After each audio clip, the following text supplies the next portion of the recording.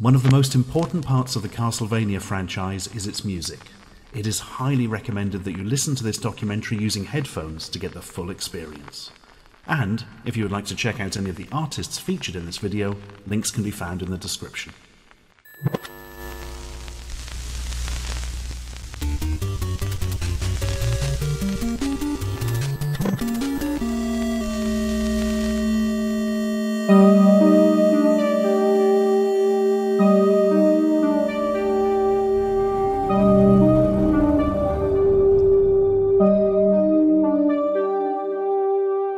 It's a dark, dark world, a spooky world that nobody wants to be a part of. A world where one of the greatest and most legendary video game companies of all time take one of the greatest and most legendary video game franchises of all time, sticks its teeth in and sucks the life right from it. We live in a world where the latest games related to the genre-defining Castlevania include light gun arcade games, reboots, and erotic pachinko machines. This is what Castlevania has become. Thankfully, with the release of endless amounts of classic collections for pretty much every system imaginable, along with some rather legendary cameos, the spirit and most importantly, the memory of Castlevania lives on. And today I plan to look at everything Castlevania, and I do mean everything. Castlevania is not only the biggest complete history that I've ever tackled, it's also the most loved. Pumping out more games, reboots, spin-offs, remakes, remasters and compilations than anyone could possibly imagine with the help of Asobi Kwang DX's biggest Castlevania collection on the planet. IDJ Slow plan to close the curtains, open the coffin and shove a big old stake through the entire history of Castlevania. So join me as we take a look at who made it in the first place, whatever happened to them, how it got changed significantly from system to system, how and why it changed its own gameplay style several times over, how it ended up becoming one of the most expensive and sought after collections in gaming period, and of course looking at what has become in the most recent of years. This is the complete history of Castlevania. Welcome to Slope's Game Room.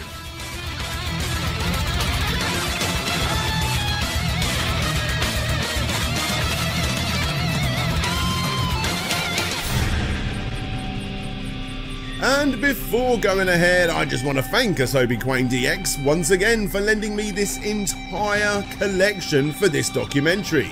This video is not sponsored in any way, shape or form. However, if you do want to show support to Kwang, the link to his latest Game Boy Color game called Super Jetpack DX can be found in the description. And for all of you people out there wondering what this collection is actually worth, you'll have to wait until the end of the video to find that one out.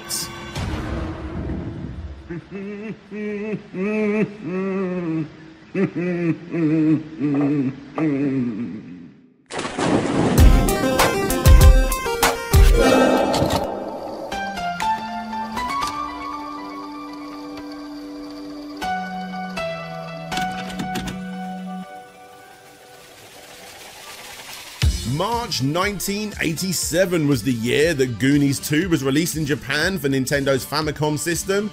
It has become a bit of a confusing cult classic among retro gamers that gave it the time of day, and although we never actually got to see a sequel to Steven Spielberg's classic, we did at least get this. It was of course created by the legendary Konami. The company had made a name for themselves not only in the home on Nintendo's little grey breeze block looking system, but in the arcades too. Jackal, Salamander, Double Dribble and my personal favourite Mikey were reasons enough to keep an eye on what this company was releasing. But the Goonies 2? Well, that particular game is quite important from a historical point of view, because only 1 month after its release in April of 1987, the short-run Konami-based magazine called Monthly Nanda released a little bit of a history and making of that particular game. In this article, you can see meetings being had by the team. You can see crew members working on the music for the game. You can see artists working on the front cover design. And most interesting of all, you can see and briefly hear from Mr. Hitoshi Akumajō, one of the literal godfathers of the video game industry, and a gentleman that has never ever been interviewed again before or after this one publication. Why is that exactly? Well, after he gave the world of gaming one of its most important game franchises of all time, well, he didn't last all that long, and only several years later, he vanished, never to be heard from again. But I think we're in fact getting a little ahead of ourselves, so let's go back to the beginning.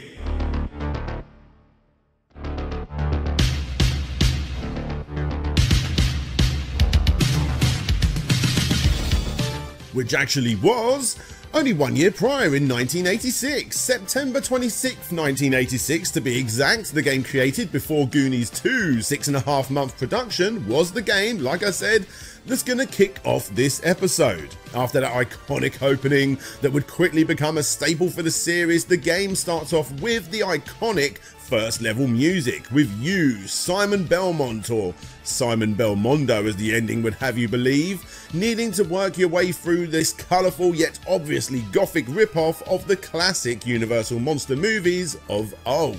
Now, please don't take what I just said as a bad thing. It's definitely not. This game is one of the most important and brilliant games of all time, and I stand by that statement.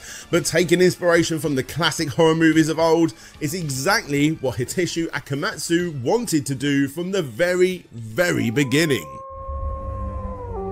It's a perfect night for mystery and horror. The air itself is filled with monsters. As already stated, practically nothing has ever surfaced regarding anything that Akumajō-san had worked on before or after the Goonies 2. Thankfully, however, a developer who was mentored by him did often quiz the gaming genius after this and its two big follow-ups whilst working with him, and as recently as 2019, tweeted his conversations, which indeed does give us the only real insight into the creation of the original trilogy. Akumajō really loved film, and when it came to his own creations, he had a film director's eye. He talked about that film feeling a lot. He'd say stuff like, respect the visual frame, and so forth. When I told Akumajō how great I thought the music for Castlevania was, his reply was, that's because both the visuals and the music were made by people who consciously wanted to do something cinematic. And, for his part, he tried to add interesting gameplay. The game at first glance is pretty average. You're a guy with a whip, and you gotta get to the end. However, when you go back and play this alongside other titles that may seem very similar within the same genre, there's no denying that it is indeed head and shoulders above the rest. The incredible whip attack, which was taken due to his love of Raiders of the Lost Ark by the way, is the perfect length attack for behind you and in front of you. If you're good enough, you can actually defeat every boss by just using it. However, the game gives you the option to use several other weapons to flip between on the fly. Oh, and by the way, during development, our hero here that went under the name Peter Dante and the grandson of Christopher Dante didn't just have a whip. He also had some garlic, a wooden stake, and the ability to transform into a werewolf. Obviously, this never happened though. Every projectile that comes your way is different enough, simple enough, and fun enough to be used alongside your whip, and the experimentation of using them against different enemies and in different locations is no longer something you do because you simply have to, you do it because you want to. The original Castlevania did something truly special here that few other action platformers did. Yes, it soaks you into its world with its excellent and easily distinguished enemies, and did so whilst pumping incredibly memorable chiptunes into your earlobes, but it did it with precision, and it did it with grace. Akamatsu-san wanted the controls to feel like an extension of the player's own limbs. He wanted you to be able to complete it. Sure, he wanted it to be hard, but he wanted it to be fair and enjoyable. It's a tough mix that very few game developers were able to achieve, but Castlevania definitely did achieve it. Now, I'm not saying the game's not hard, because it is. Some may even say it's Nintendo hard. But thankfully, those tight controls and enemy patterns are all put in a way that makes you quickly realise on every single failure that you are the one to blame.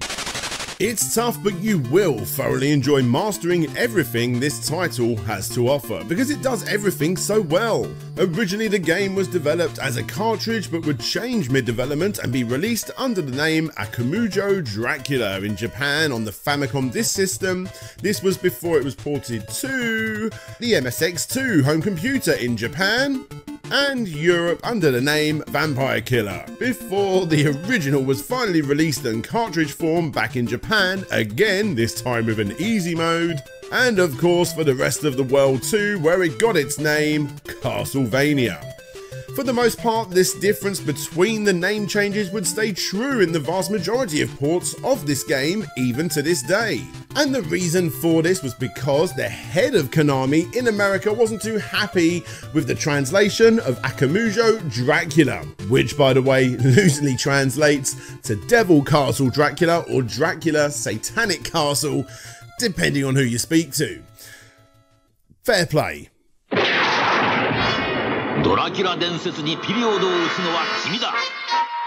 コナミからついに登場、ファミコンディスクシステム用ソフト悪魔城ドラキュラ好評発売中。Konami.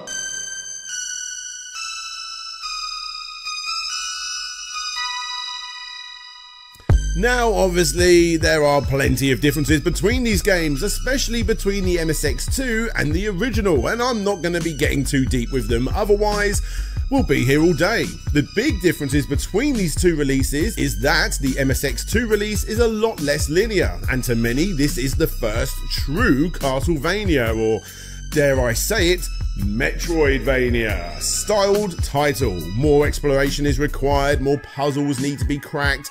Vampire Killer to many is actually believed by many to be the first proper sequel to the original rather than just a simple port. But is it? Is it actually a port or a sequel? Well, considering Vampire Killer came out literally only a month after the original, it's obvious that both were in development at the same time by two different groups of individuals that worked at Konami. Some people even believe that it was actually this game that came first, with a more typical action-orientated game being developed for the NES afterwards. But considering we don't actually have any proof of that, we're just going to stick with Vampire Killer being the first true sequel to Castlevania and not the other way around.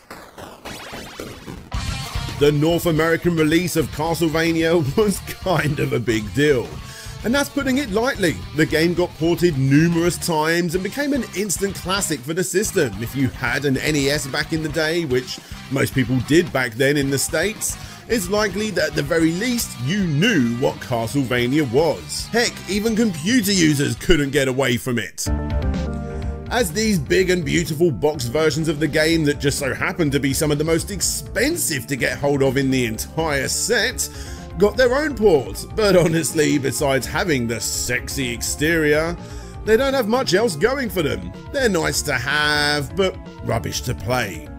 These all have redrawn sprites and slight tweaks to each gameplay variant, only really worth playing it if you are a hardcore vampire killing Castlevania obsessive that wants to play several inferior releases. And then you got Versus Castlevania, which hit the arcades and was actually even more difficult, with a tighter time limit, more hit points from enemies, fewer bonus points being given, you know, all of that usual arcadey stuff. And if you can't find this game, or the bootleg for it, which really is such an awesome bootleg by the way to own, especially if you get the one literally covered in dip switches, you can always trust the good old Playchoice 10 unit, although word of warning, this board is actually pretty hard to find. And although we are going to be jumping ahead a little bit here, I think now is the perfect time to talk about the Sharp X68000 port that got released in 1993 and its port on the PlayStation on Castlevania Chronicles.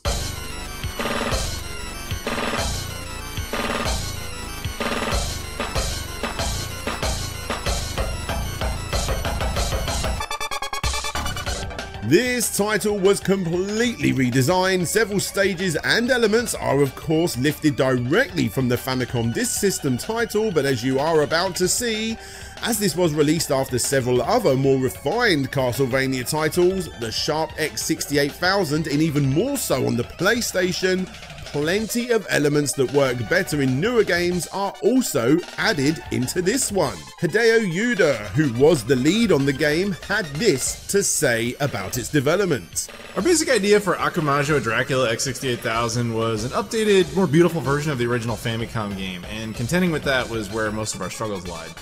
We didn't want people to see the finished game and say, "What the hell? This is supposed to be an X68000 game?" Preventing that was something we worked on at every stage, from early planning to the fine-tuning. It's fair to say that with the remix stages, the added elements from future games, mixed up graphics and the ability to choose different soundtrack variations makes this title more of a remixed entry in the franchise, taking what Super Mario All-Stars did and cranking the dial up just one more notch. Anyway, back to 1987 with the release of the NES sequel, Simon's Quest. You left him for dead in Konami's Castlevania. How foolish to presume he'd perish without leaving a curse. For now, in Simon's Quest for Nintendo, fate stalks your very being, and you'll need more than clues from cowardly villagers to survive when day turns into night. But just keep telling yourself it's only a video game. It's only a... Huh?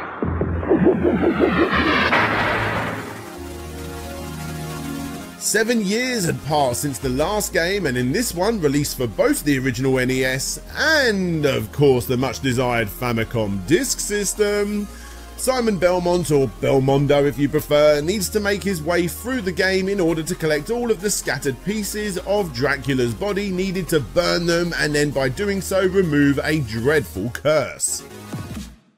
Unlike the original that required you to simply go from left to right fighting a boss man at the end of different stages, in this one, which was inspired by the MSX title The Maze of Gallius Nightmare 2 by the way, you gotta choose your own path.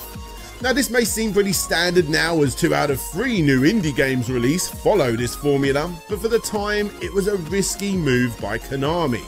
They had a surefire hit on their hands with the original. All they needed to do now was boot up the game engine, swap a few sprites around, and voila, game number 2. However, this new approach of exploring the world as you saw fit, buying upgrades, chatting to locals, was indeed a huge step towards a Castlevania style that we all know and love today. Sure, it hasn't exactly aged all that well, and in most people's eyes it's nothing compared to the original, but it was still an important step in the right direction. And of course, it got probably the most important port of this entire franchise. The Tiger LCD game, which came in quite a few variants. Not 1, not 2, but 3! Rock on!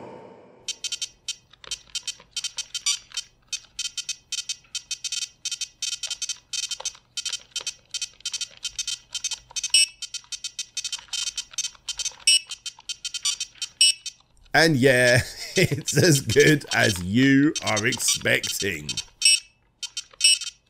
But regarding the original, did they follow suit with Castlevania 3? Well, you're just going to have to wait and see, because back then, Konami decided to jump to the arcades again for the first true Castlevania arcade video game.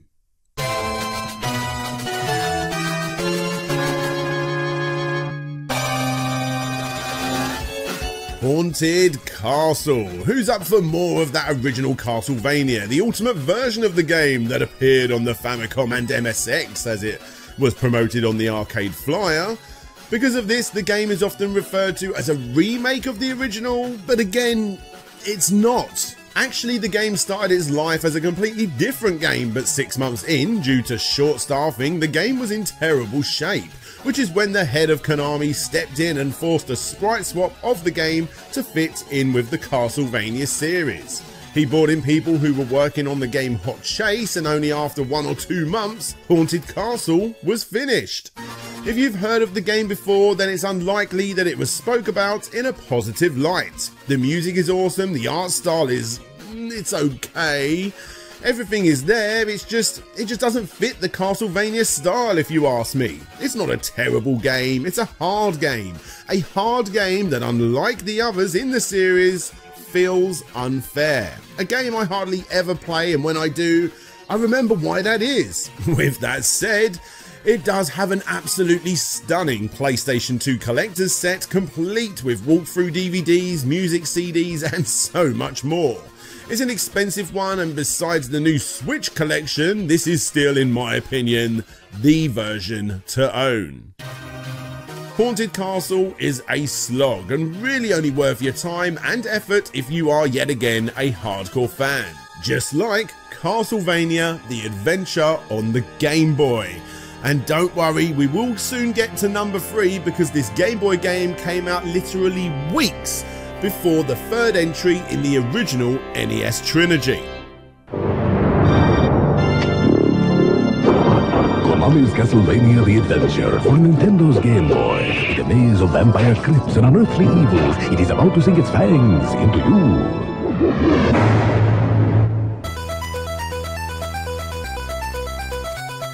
This game takes us back a whole century before the original, where you play as Christopher Belmont, an ancestor to the legendary Simon Belmont, who is about half as slow and really doesn't have a whole lot to do.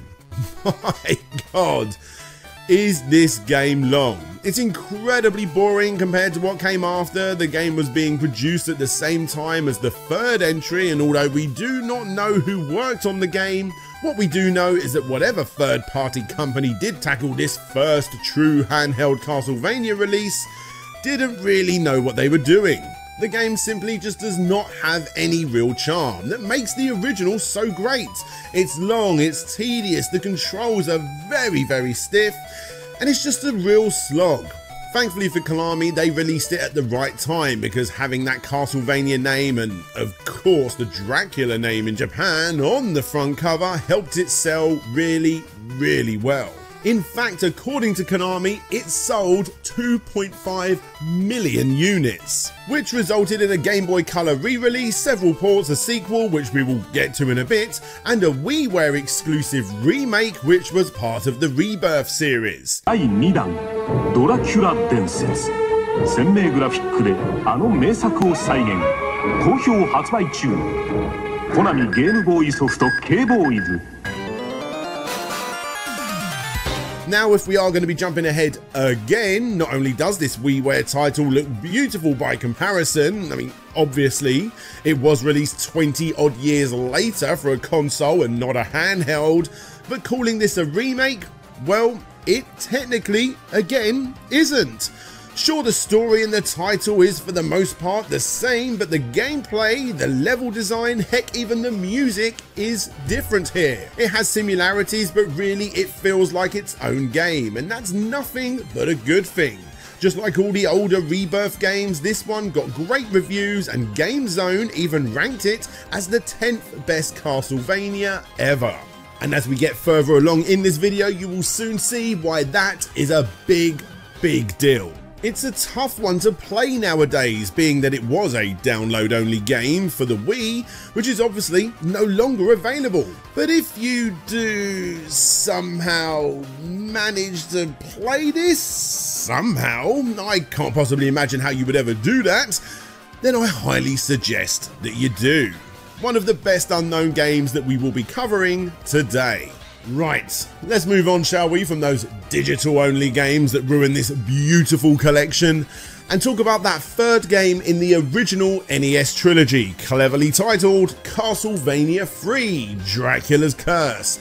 And regarding the plot, this is the last time I'm going to bring it up because it gets so crazy from here on out. Maybe I'll do it in its own video.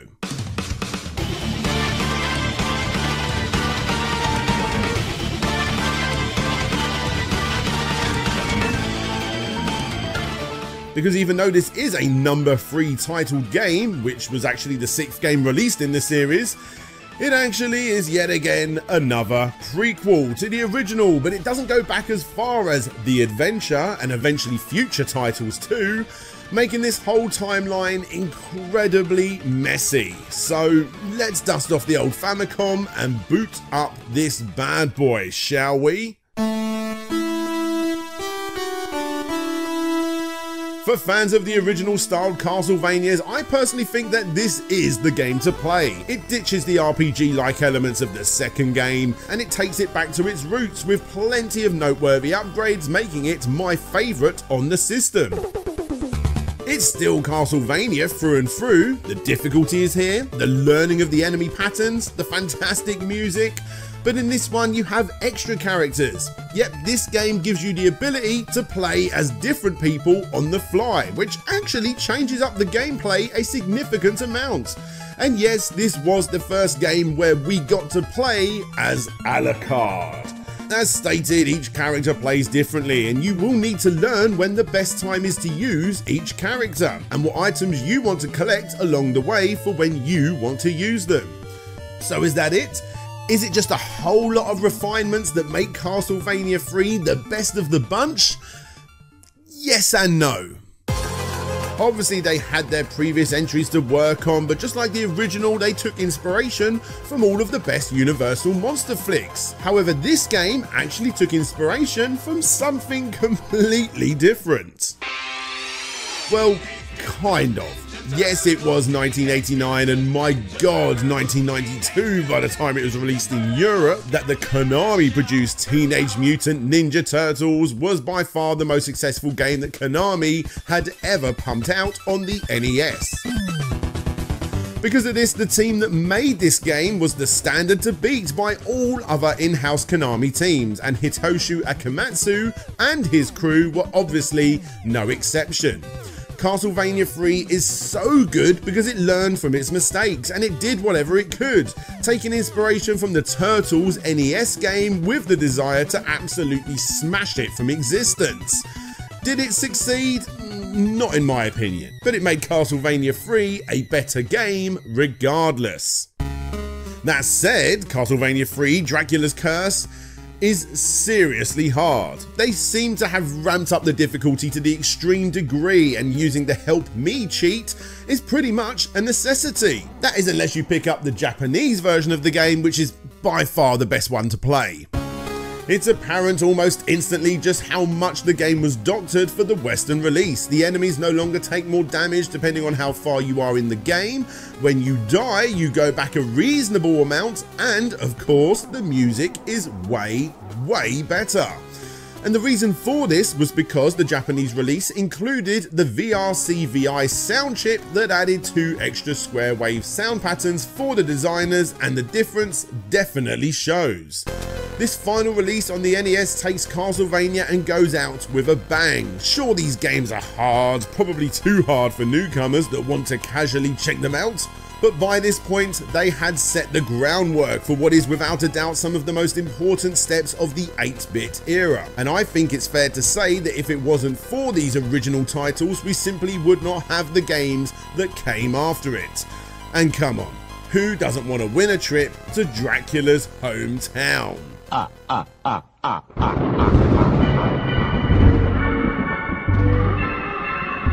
Now, when looking back through this original trilogy with retrospective goggles on, it's easy to see them as nothing but surefire hits. And yes, it did have hardcore fans that bought every single entry in the original trilogy, but surefire hit? Not in the eyes of Konami. Because back in the day, did that original trilogy sell well? Well, yeah, they sold okay, but not to the levels of Leonardo and his crew. Each entry after the original ended up actually doing worse than the game that came before it. Even Jurin Kochi, another game created by Akumajō-san, did well in its reviews, but ended up being underwhelming in regards to its sales according to Konami. And because of this, after the release of that now legendary third game that many believe is arguably the best of the original trilogy, being released countless amounts of times, Because it sold worse than even the Game Boy travesty, Konami was done with the man that started the Castlevania franchise. This was sadly commonplace back then. Many of Konami's early developers would find their sequels just didn't exactly make the money that the originals did, you know, for obvious reasons. And even though these were the games that the management forced them to make, they were obviously not very happy with the results, and one by one these absolute legends of video gaming history would get demoted, and Akumajō-san was no exception. He and his team were responsible for starting one of the most legendary game franchises of all time, and only a few years later he got put into a random Konami run arcade and he eventually quit. A lot of other developers in the same boat would end up working at Square Enix, but Akumajō-san didn't. Rival companies wouldn't even know who created these legendary titles, as Konami never allowed to have their developers' names be in the credits in fear of their rival companies swooping in and taking them away. And although we don't know exactly what happened to Hitoshi Akamatsu, many believe that he was no longer a part of the video game industry due to his name never popping up again. 2 years later. After a 2-year break, the legendary Dracula 2, as it was known in Japan, and Castlevania 2 Belmont's Revenge for the rest of the world found its way onto the Game Boy. This one is not associated with or to be mistaken for Castlevania 2 on the NES, but instead this one is actually a follow-up to the rather mediocre original Game Boy game. Thankfully, this title does everything better, and I do mean everything better. Even the original soundtrack, which was great, in this one, again, it was better. And it doesn't stop there. The game has better level layouts, tighter controls, better okay, the graphics are mostly the same, but where it may look similar to what came before it on the Game Boy, it actually feels far closer to that original NES trilogy.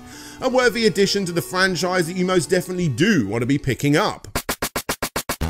Although keep in mind that the game does play slightly different depending on what version you grab. Originally, Nintendo's stiffy for censorship was raging during these games' Western releases, as it changes the character's secondary weapon, another improvement over the original, from a cross to an axe. Annoyingly, this actually changes up the pattern of the weapon too, compared to the original Japanese release, but thankfully the Konami GB Collection Volume 4 fixes this and also bumps the game up with colour.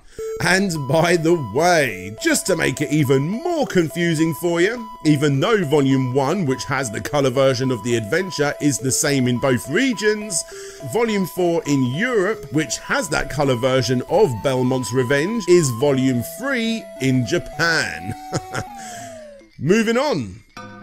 Moving on indeed, because it's time to stop jumping from game to game to game to game, and instead we are now going to be finished with the original NES, or Famicom if you prefer, video games. Yes, the 16 bits are finally here. So for you people out there waiting for me to talk about Super Famicom or the Super Nintendo games, now is the time with Super Castlevania IV.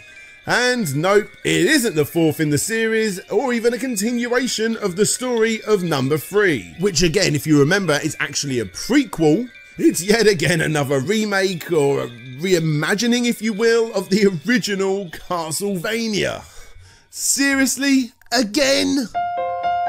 It was during the creation of both the Game Boy game and the third Castlevania for the NES that this game started its development. The theme you can hear here in the background is taken from the hit Japanese TV drama called Kito no Kuni Kara, and one of the main fictional characters in the show is Jun Fureno, which just so happens to be the name of the main programmer for this 16-bit wonder. Was it just an alias because Konami never let their developers use their real names in the game credits? Masahiro Uno, to give this legend his real name, had already proven himself to be quite the reliable employee at Konami, working on such titles as Track and Field 2 and converting Metal Gear from the MSX to the NES in no more than 3 months, and yeah, that series turned out alright, didn't it? .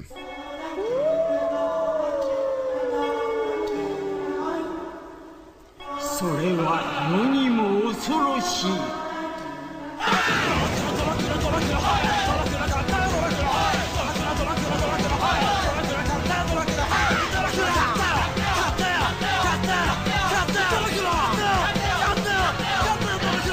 Akumajō Dracula 早く買わなくちゃ。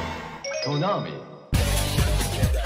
As it is now the dawn of the 16 bits, this was not only Castlevania's first entry in the series for the new generation, it was also Unio-san's first ever 16-bit title. He was a huge fan of that original game, as were most people, and got to work as early as 1989. Obviously the Super Famicom wasn't released by this point, and the team didn't even have the development unit to work with. All they had was the specs of what would be in it, and they used this to work out the new limitations of what they could do with the upcoming hardware. Maps were drawn out over and over, and when they did eventually get the dev kits, they had double, triple and quadruple checked this so much that they not only did it rather quickly, but they were already finding new ways to improve the level design on the fly. And the main way they achieved all of this was, say it with me, Mode 7.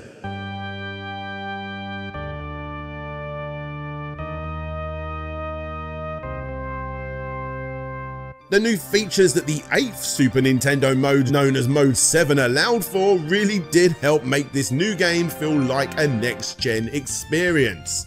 Sure, the graphics and insane amounts of polish definitely helped showcase this gothic masterpiece, but those Mode 7 graphics, wow! You always hear Nintendo fanboys going on and on about them, and after you play a game like this, it's obvious why. In a closed space inside the rotating cylinder, parts of the walls suddenly collapse and animals pop up from the debris. These never seen before graphics and this innovative way to make enemies appear using this new 3D effect are the selling points of the game. Don't you just love design documents? Sure, this is yet another remake, whether you like to admit that or not. In fact, here is a quote from Masahiro Yuno himself from Retro Gamer, confirming this very thing. I consider Castlevania IV as a remake of the original Castlevania to some extent. See? I told you. Thankfully, the mixture of tried and tested gameplay mechanics with new gameplay and visual styles, sometimes on the fly ideas from both the creative artists and the programmer's own experiments, created something that actually feels more like its own thing. The way you can whip diagonally and wiggle it about was something they wanted to do originally in the first game, and finally got it implemented here. The way the fourth boss actually changes in size depending on how much you attack him is something that may look a little standard today, but at the time it was impressive. Super Nintendo impressive, in fact. And finally, the ability to be able to jump onto stairs is something that fans have been crying about since the early days, and for good reason. No longer do stages feel crazy long, it chucks so many incredible ideas your way that it's never a slog. One minute you'll be fascinated by the spinning room, and the next you'll be working out ways to dodge whatever clever obstacle the team had sent your way. Super Castlevania IV is often thought to be the best of the entire series, and I can understand why. It is so perfectly refined, it's stunning even 29 years later. The music takes what the originals did and makes perfect use of the Super Nintendo's excellent sound chip. It really is the whole package, a game that's full of gimmicks that you welcome with open arms, and yes, it sold rather well. Still, that didn't stop several members who worked on this game, along with members who worked on Castlevania III, to up and leave and start the video game company Treasure, did it? Nope. It's fair to say that Castlevania was becoming more and more of a household name, and with Konami's seemingly endless amounts of teams waiting for what to do next, the order was sent down from the money-hungry men up top to make more Castlevania games, goddammit, and that's exactly what they did. We already mentioned the release of the Sharp X68000 version, but this wasn't the end of Konami's jumping around antics to different systems. In fact, they'd already seen success releasing games on the PC Engine and the PC Engine CD attachment add-on. releasing such classics as Gradius 1 and 2, Salamander and Snatcher. And now it's time for Rondo of Blood. This really is the Renaissance period for the series, isn't it? For those that don't know, Rondo of Blood is often thought to be one of the best, if not the best, Castlevania ever released, up there with such titles as Symphony of the Night, the original, and of course, Super Castlevania IV. Why is it so good? Well, for starters, it's often looked at as being one of the final games in the original Castlevania style of gameplay before the whole Metroidvania style took over. And because it is this far along, well, they've completely refined that style of gameplay. Gone was the wiggly whip that Castlevania was known for, sadly. But in its place came branching paths. This was obviously first implemented in Dracula's Curse for the original NES, but obviously it was perfected here. The game was being worked on at the same time as the upcoming Mega Drive/Genesis release and that Sharp X68000 game, and as it was one of the first games in the series to be created on CD, the team wanted to make sure to implement not only a kick-ass soundtrack, but also animated cutscenes and graphical elements that would make use of this new technology. The game features 2 playable characters, although 4 was originally planned, and these were added as a way to offer a hard and an easy mode without actually giving the player that option. For newcomers, Maria is the way to go, but for hardcore Castlevania veterans, Richter is the obvious choice. The game is simply stunning with its smooth character movements and overall anime aesthetic. It was so good in fact that the majority of noteworthy 2D Castlevanias after it took heavy inspiration from this game's look and style for their future releases too, as you will soon see. It's one of the first Castlevanias that made me want to go through and play again to discover all of those branching paths, taking that total number of levels from 8 to 13. Unfortunately, playing the game wasn't all that easy for us Westerners, as a disagreement between NEC's US distribution and Turbo Technologies halted the release of this game outside of Japan, making this one of the most expensive entries to get hold of. The game wouldn't see the light of day officially, in fact, until the 2007 PSP remake was put out called Castlevania The Dracula X Chronicles, which was a 2.5D remake of the Rondo of Blood game that also featured the original, At Long Last, and some other random PS1 game called Symphony of the Night? Whatever that is. Now getting far along enough to actually unlock these things is a bit of a pain, but as 2.5D remakes go, this was actually a pretty good one. I'm sure we can all agree that the pixelated 2D style of the original probably looks better, but it's still a fantastic game and a must own for the PSP if you can find it. And not to keep going on and on about it, but the soundtrack is freaking awesome. Something I am going to be continuing harping on about for the rest of this video. When it comes to Castlevania, it's pretty much a standard. If you're sitting there watching a film or some random YouTuber whilst playing one of these excellent games, you're taking away so much of the experience. Don't do it. Unless it's my channel. To get fully absorbed into the game, you need to slap on a pair of charged up bass heavy headphones and sink into everything Castlevania. To be fair, that's something that's important to remember for all entries, but damn. I am even boring myself by this point, but the music in Rondo of Blood is just so good.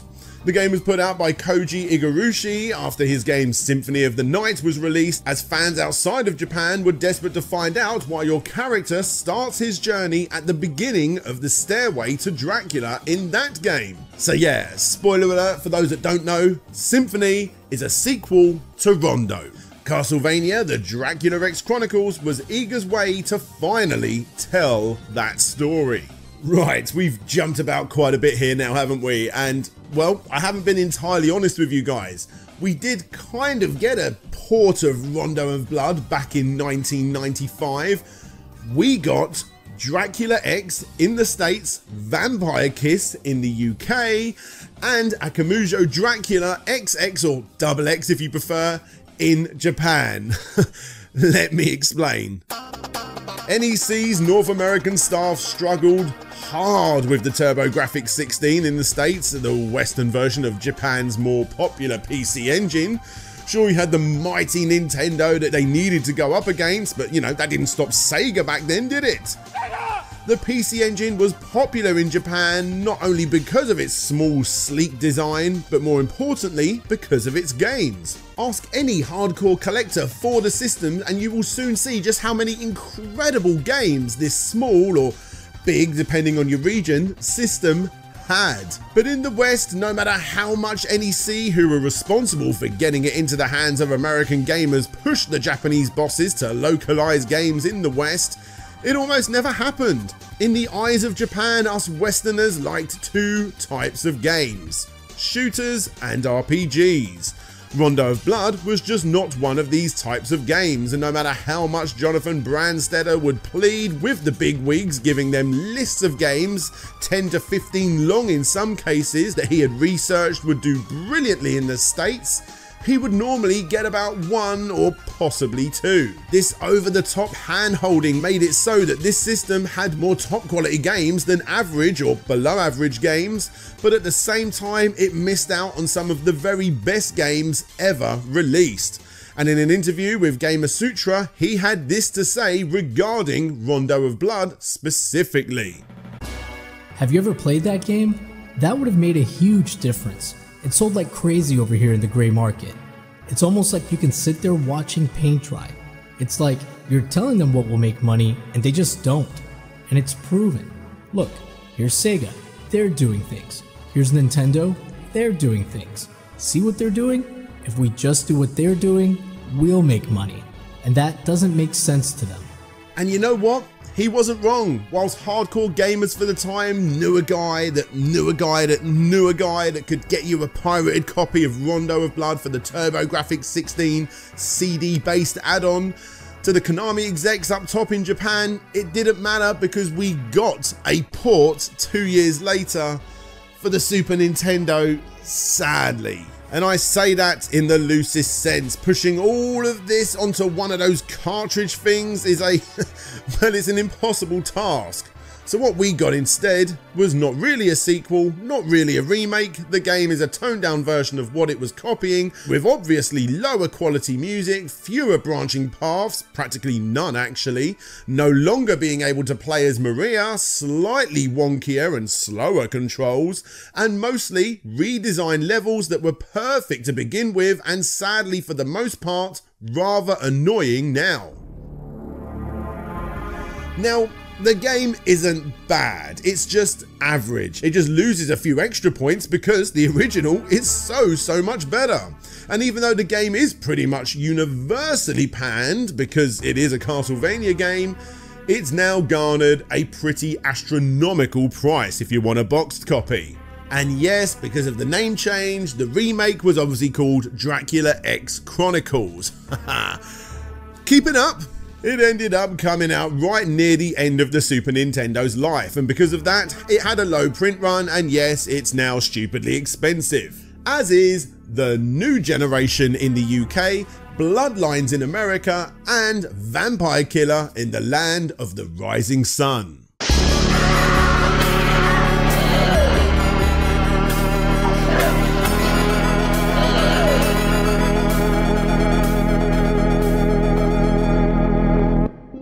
Nintendo had most gaming companies by the balls. If you had been releasing games for Nintendo systems before the boom that was the Genesis in the States, then you would have already signed a contract that stated that you simply could not port these games onto Sega's 16-bit wonder. Whilst many companies were stuck with this caged contract, Konami had a backup plan. They had the ability to port their already created arcade titles, such as Sunset Riders, with ease. And thank God they did. Konami put out some excellent titles for the Mega Drive, but porting from the Super Nintendo, that wasn't an option.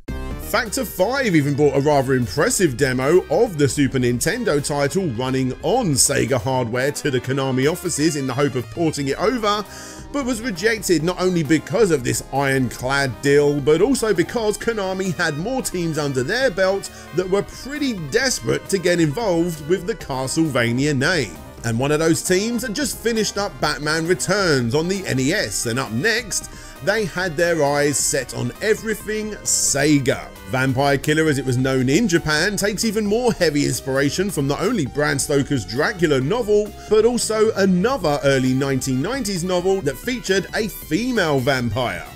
As this game didn't actually bear the Akumajō Dracula name, the team were able to go just a tad further with its gothic tone, promoting it originally as its own game entirely. In fact, one of the first times it was promoted was at the back of the Rondo of Blood strategy guide, where it was referred to as Castlevania Gaiden. This is the game all of you console wars people out there need to get. Yes, it's 10 times better than Vampire Kiss or Dracula X, whatever you want to call it. But some people even think that the Mega Drive Castlevania is better than Super Castlevania IV. Because even though I am a hardcore fan of everything Sega, I do not put myself into this group. I still prefer the Super Nintendo game, mainly due to the controls, but you can see where people are coming from with the new generation.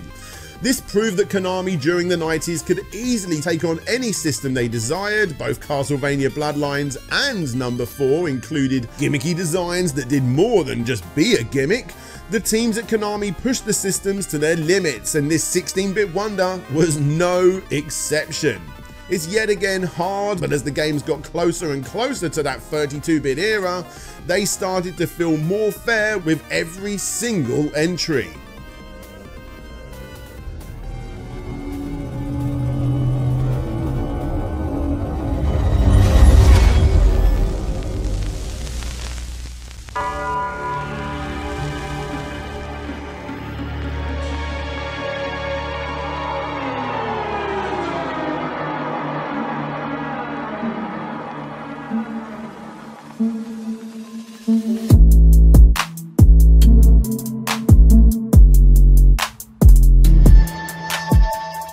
We have come a long way. A decade has passed since Castlevania first found its way into our homes. We've had experimental games, we've had remakes that fans will argue are not remakes. The series has found its way onto handhelds, it's found its way onto systems that were pretty much the competition, and it even got a spin-off too.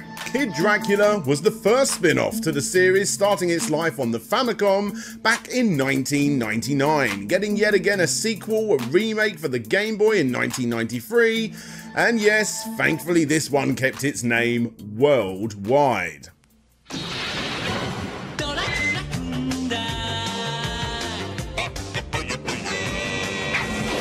Akumajō Special 僕ドラキュラ君ファミコンソフトで好評発売中 Konami. For long-time viewers of the show, this cutesy, playful take on the gruesome originals may not be uncommon, as the Splatterhouse Complete History showed that even Namco did the same thing with the Wanpako graffiti game. And in this game, you play as Kid Dracula, who might be a kid version of Dracula, or possibly even Alucard himself. It's never truly specified, and honestly, I don't care. If you really are desperate for this to somehow work within the world of Castlevania's already complicated storyline, then you are not the target audience. Kid Dracula for the NES and Kid Dracula for the Game Boy are simply fun, cutesy platformers that are nothing more than that. Simple, fun, and cute. Thankfully, they play well too. The games are brilliant fun, and at first you may feel like they're a bit easy, but make no mistake, they get hard. It's refreshing to see such creativity on games like this, and hardcore platforming fans will indeed get a kick out of these hidden gems of the series. Unlike the 14th installment, Castlevania Legends, or Akumajō Dracula Dark Knight Prelude, if you prefer. Belmont's Revenge did such a great job at progressing the rather bland Castlevania the Adventure game, and people had high hopes for this one. The game was released in 1997, the same year as Symphony of the Night, the legendary Symphony of the Night, the game created by the also legendary Koji Igarashi, or Iga as he was more well known. The creepy godfather to some of the greatest games ever created, and when it comes to Castlevania, he's the guy you go to. So what did he think of this particular installment? Well, he hated it so much he removed it from canon, and in an interview he said the following, I quote, "Legends remains something of an embarrassment for the series. If only that development team had the guidance of the original team of the series." Yikes! Honestly, it's not that bad. It just, sort of exists.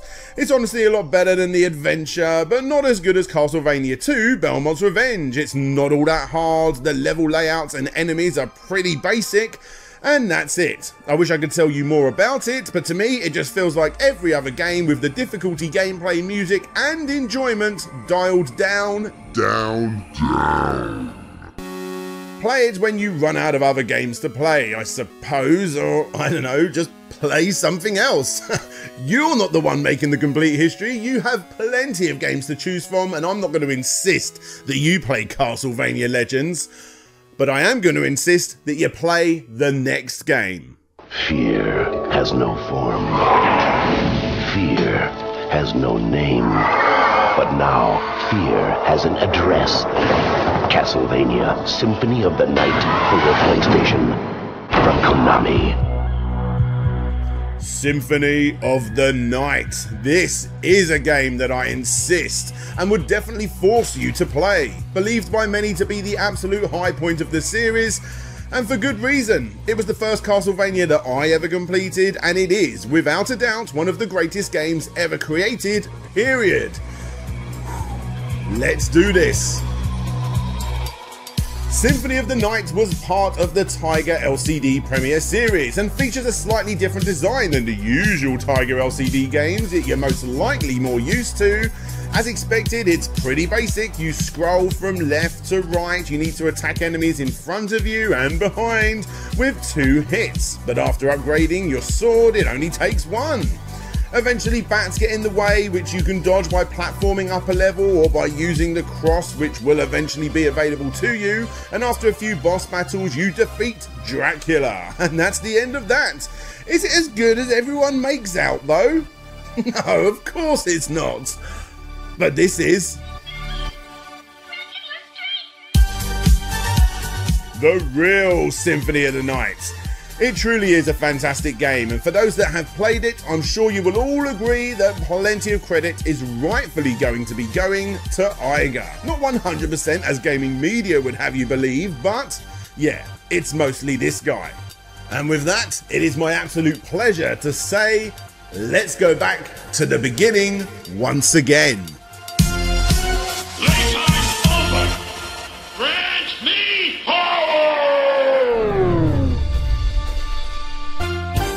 The 17th of March 1968 was the day that this little guy rose from the, well, you know. As he grew up in the city of Shirakawa right next to the Joyama Park in Japan, he became obsessed with looking out of his bedroom window at the Komine Castle, a castle that was almost destroyed during the Battle of Aizu by the pro-imperial army of the Sacho Alliance exactly 100 years before his birth. But Iga didn't care about any of that. He was obsessed with its setting, exploring its somewhat still destroyed architecture and taking a small camcorder along with him, breaking in and day by day venturing further into its darkness as he became more and more brave.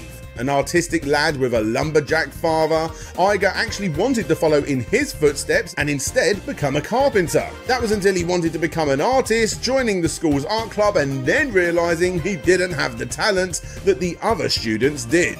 I mean, the kid is only 10 years old. Give him a break. I'm sure he'll work out exactly what he wants to be and what sort of career path he wants to go down sooner or later, right? Exactly. His uncle was the first to take him down this unknown path that we all know he would eventually take when he introduced him to Pong, or at least a variation of Pong, on one of the hundreds of home Pong consoles of the first generation of gaming. As much as Iger loved this, it actually wasn't until around about 1982 when a friend introduced him to a port of Crazy Climber on a home computer that his interest was officially got. Sadly, Iger's family couldn't afford to get a computer for him, but that didn't stop him. He had his friend's machine to tinker around with, and by simply reading magazines on the subject, he taught himself how to code so that he could make basic games for his friends, as well as a couple of basic ones on display units in small electronics shops. Yes, Iger would actually visit small electronics shops with PCs on display, and he would stand there, he would code games in, and then he would leave them for random passers-by to check out. This fascination with game design led him to go deeper down the rabbit hole, and after university he was headhunted by Konami themselves. And of course, he accepted the offer. Who wouldn't? As expected, he started at the bottom, creating educational software and programming tools for other games for the PC Engine. Shortly after, he got his first taste of proper game design in the form of storytelling, as he had to script the story of the company's next dating simulator. Thankfully for him, his girlfriend, who also worked at Konami, helped him out with this project quite a bit, taking him to random great dating hotspots in Japan and giving him plenty of advice for his game. Iger definitely took it on, but when she wasn't looking, he would spend most of his time playing the game that she was working on, which just so happened to be Rondo of Blood. Takemiko Memorial was the dating simulator that he worked on, and it became a huge success for the company in Japan. The bosses were proud with what he did and tried to get him to do a sequel, but Iger refused. He simply couldn't put himself through all of that again. Because of this, the company gave him a list of games for him to work on, and when he saw the words Castlevania, he instantly chose that one.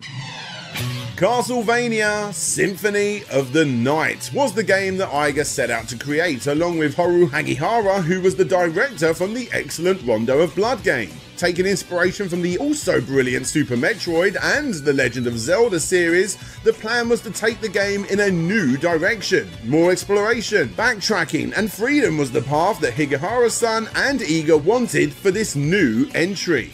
A style that was actually pretty risky. Let's not forget the branching paths of Castlevania IV, although loved retrospectively by Castlevania fans at the time, didn't do well in the eyes of Konami. And that second game for the NES with its RPG mechanics, well, that really only sold on its name alone and has aged pretty badly even by 1997 standards.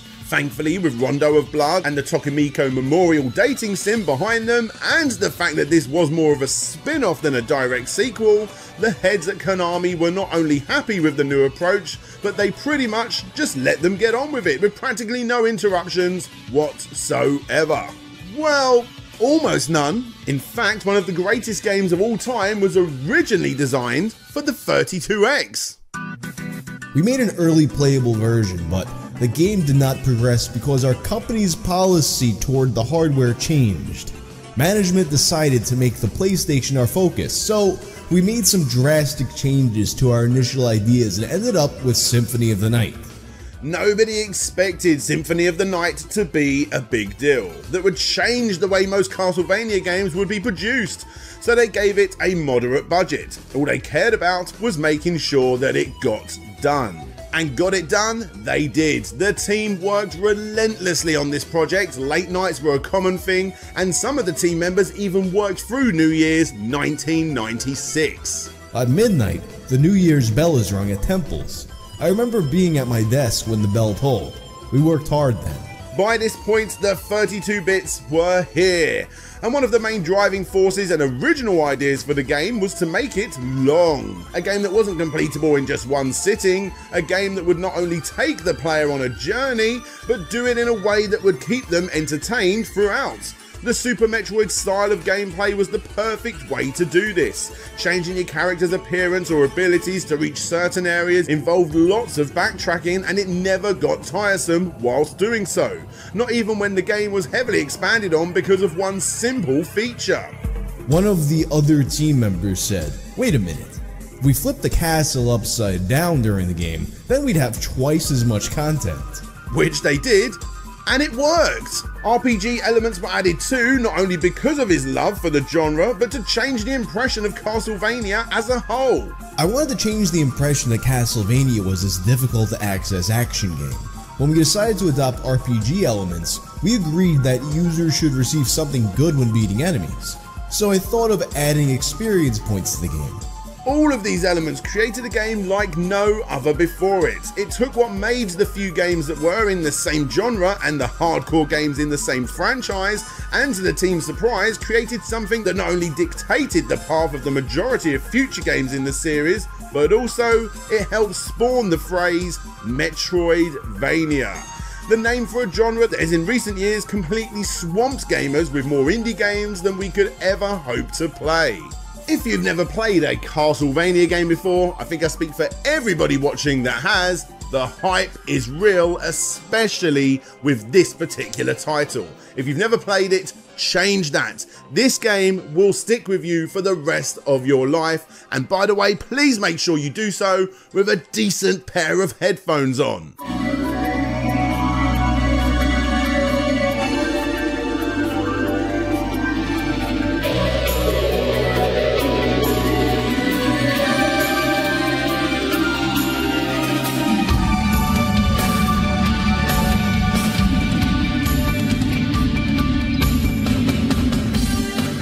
Here we have a game that blew people away, a brand new direction for the series, a game that would shape all future games, and a game that sold rather well.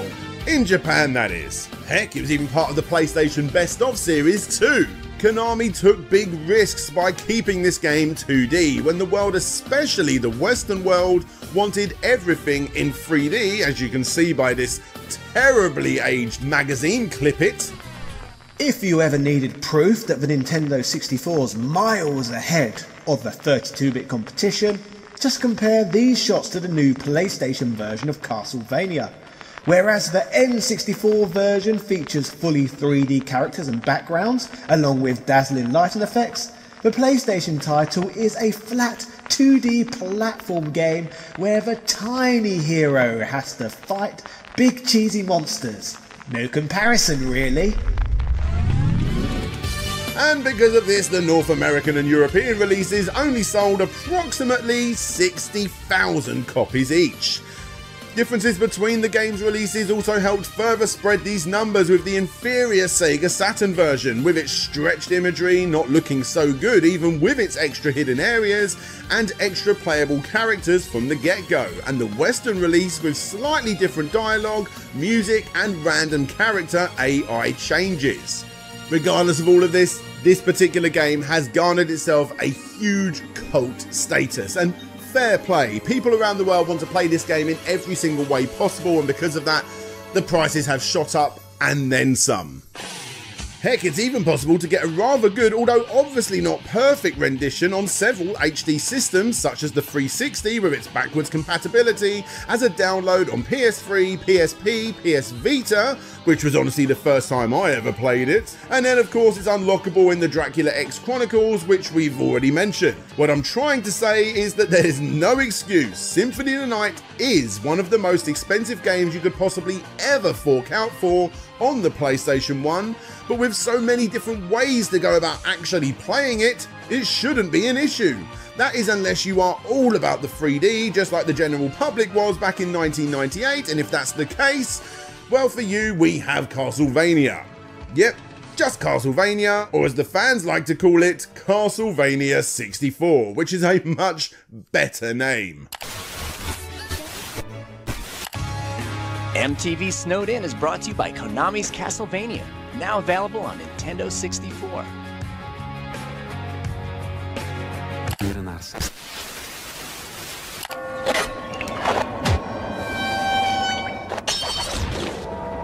Killer outfit. Too bad the nightlife sucks. Dracula returns to Castlevania on Nintendo 64 from Konami. In order to make up for the failure that was Symphony of the Night, only 1 month after the release of the game, Konami announced that a 3D Castlevania was on the way. It's apparent that by this point, the original team that made Castlevania had been ripped apart and in some cases had been removed completely by this point. As bad as that sounds, it's not necessarily a bad thing when looked at retrospectively, because when they did separate some of these teams, we got games like Rondo of Blood and Symphony of the Night. But Konami wasn't done yet. KCEK was the new team formed by the McDucks up top. They pumped out a couple of forgettable titles and afterwards they got to work developing Castlevania 64, a very slow developed game. It was apparent that the team rightfully wanted to do the series justice, but it turned out harder than anyone on the team expected. Characters got added, characters got removed, the name went from being called Castlevania 64 in Japan, before reverting back to Dracula 3D and then eventually Demon Castle Dracula Apocalypse before being called simply and annoyingly Castlevania. It was a complete mess. Yet Konami were desperate, and when it was released in the beginning of 1999, it actually did kind of okay. Castlevania 64, which again is 100% what it should have been called, isn't a bad game. Retrospectively, it's aged horrifically, but for the time, again, it did okay. The biggest problem with the game is that it looks as bland and as muddy as a puddle of mud filled with mud on top of it. On top of that, it was littered with all of the usual early platforming traits, cryptic level designs, terrible cameras, and overly jagged characters, and because of the game's overlong development, plenty of games in the same genre had already started to or completely sussed out these annoyances. Castlevania didn't know. For me, it's super hard to go back to a game like this. The audio is great as you would expect, but I haven't got much else to add to this one. It's not all that fun for me. You may like it. A good game is hidden here. It's just all a bit blur. Now, Castlevania Legacy of Darkness was another game for the N64, and this one actually is the one that you want to be playing, or to go by its absurd Japanese title, Demon Castle Dracula Apocalypse Gaiden Legend of Cornell. It's games like this that make the Castlevania series just so bloody confusing. What you've got here is yet another attempt at releasing a sort of expanded and remastered version of Castlevania 64. People moan that we get too many remakes nowadays. Well, this one came out only 10 months after the original. Can you imagine if they released a technically unfinished game in this day and age? Oh, no one would ever let them get away with that.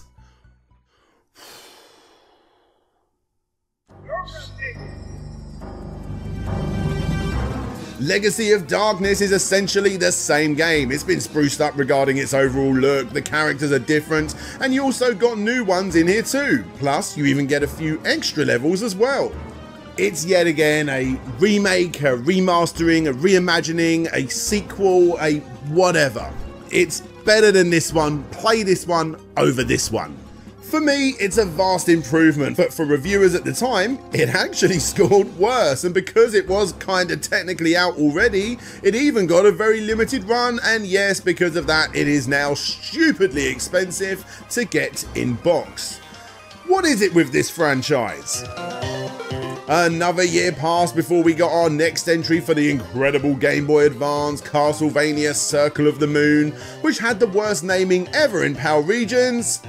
Yep, you guessed it, it's called Castlevania. Just Castlevania again. It was obvious that with Nintendo's latest handheld system that Konami were going to get involved with a new Castlevania game. And obviously because of the system's limitations, a big clunky polygon-filled 3D world just wasn't going to be the way forward. Thanks, Dracula! Instead, we got a game that was a lot more related to Symphony of the Night, and it worked. This game is simply superb, easily one of the best in the series. Yes, it's your typical Metroidvania-like gameplay, not being able to get past certain sections until you gain a new ability, opening up the world bit by bit, and thankfully for a game that is close to being 20 years old by this point, it nails the formula perfectly. In the game, Dracula has awoken, and just as he does, the floor collapses and you have to fight your way through Dracula's dungeon, working your way back up to him. It was a launch title, one of the many actually, and many believe that it shows off the system's capabilities more than any other for the time. The only problem was, for the time, it was super dark. Obviously this isn't the fault of the game designer, but more because of the non-backlit screens of the original hardware. Regardless, it's a great game for any fans of the more Metroidvania style of gameplay if you play it with a backlight. It's just a shame about the naming, right?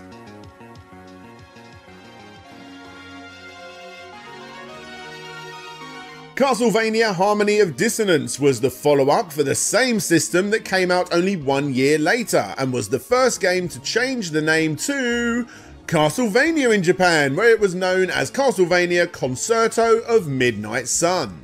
This is the second game that was produced by Iga, and it's apparent that he wanted to make sure that this game continued on with the formula so brilliantly crafted in Symphony of the Night. And although it's still a perfectly fine Castlevania title, I think it's best we tackle the elephant in the room. Its colour scheme. This game has an almost absurd, overly bright, borderline neon colour scheme. Yep, the game looks more like it was coloured in by a cheap pack of neon markers rather than the usual dark and eerie colour scheme that fans have loved since the very, very beginning. And the reason? Well, that's obvious. The game is this bright due to it working with the hardware limitations for the time. And because of this, it scored pretty well back then, but is often looked at as one of the stranger games in the series for newcomers nowadays. It is also worth pointing out that Iga was forced to get this game out as soon as humanly possible by Konami, and although that hasn't really affected the gameplay all that much, it did affect the music. Harmony of Despair is often cited as being one of the worst, if not the worst soundtrack in the entire Castlevania series. In Castlevania, you never feel bored, backtracking through the castle hundreds of times, and in my opinion, that's mostly because the music takes you along on that journey. Not so much in this game. It dragged a little. Thankfully, the abilities that you unlock really do make the backtracking a bit more fun, and the leveling is also as addictive as it ever was. It's just a shame about that music. But never fear, because whilst this game was being worked on, another Castlevania was also being worked on. Well, actually, there were two games being worked on at this point, but firstly, we have the third Castlevania on the Game Boy, titled Aria of Sorrow.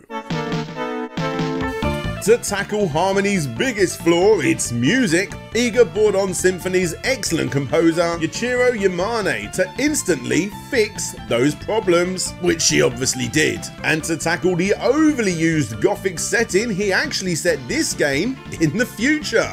And because of this, the game has quite the different look and feel about it, that honestly, I like. It's actually really refreshing to play a Castlevania that looks like this. And even though the story is as throwaway as they come, I never cared for that when I'm exploring ridiculously sized castles and slaying endless amounts of bad guys, leveling up and pumping myself up listening to the awesome soundtracks. Aria of Sorrow ticks all of these boxes. And thankfully, this wasn't the only new feature that they added.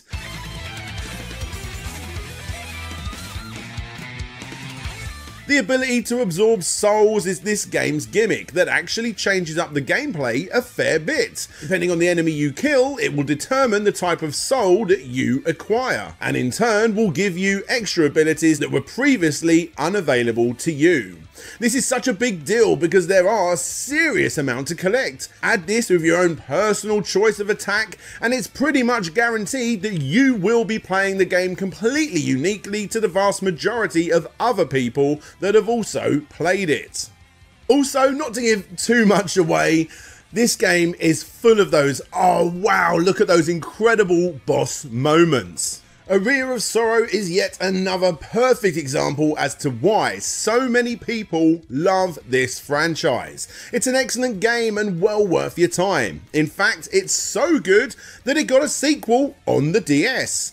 But not before a lovely double pack showed up, which I had the pleasure of unboxing for this documentary. And by the way guys, if you want a cheap way of playing two of the best games in the series and you don't mind having it unboxed, this is the cartridge to get.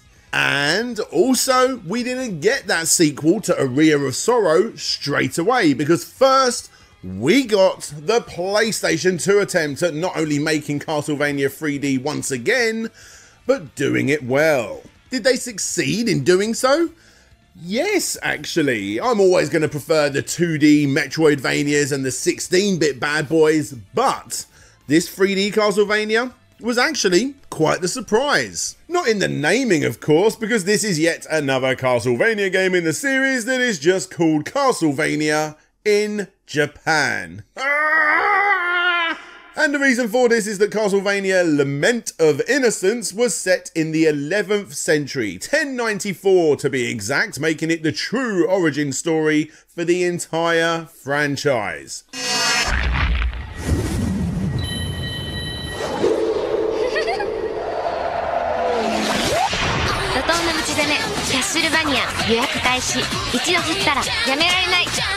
Konami. Changing the relatively easy by comparison creation of the 2D games and converting them to 3D was no easy task. Take the N64 games for example. Two, or should I say 1.5 games that actually took inspiration from outside sources and tried their best to slap a Castlevania skin on top. Of course, this was not what Iger wanted to do for this game. He wanted to take what made his Igavania games, as they were now known to some, and translate that style into 3D rather than taking inspiration from elsewhere. We've extended a 2D game style into 3D, but 3D has a very different environment. It's really obscure comparatively. Having a 3D environment is not as precise as it was with the 2D. The good point about 3D gaming is bringing the actual reality-based environment to gaming. The dynamics of audio, of the graphics, bring a new reality to life. With that said, it's hard to not see inspiration from other titles, huh? Looking at you, Devil May Cry. Rest in peace. Personally, I can't stand this style of a fixed camera in a 3D game. It does work during the big battle sequences, but in so many others, mistakes can be made due to not seeing everything that's within your character's eye line.